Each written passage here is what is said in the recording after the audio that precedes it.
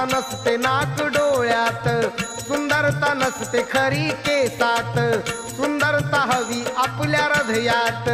ऐकुनी भंते जीचे प्रवचन, सफल झाले तिचे जीवन. त्रिवार भंते जिना वंदिले, केवळे पुण्य तिने कमविले. जेव्हा तथागताला कळले, त्वरित भेटीला तिथे आले. हात पाठीवरून फिरवून आशिष बुद्ध गेले देऊन. कथा ही नंदिनीची ऐकून, ठेवा काळजात कोरून. कुंदना ही नम्रता, यात जीवन सार्थता, यात जीवन सार्थता. ऐका नंदिनीची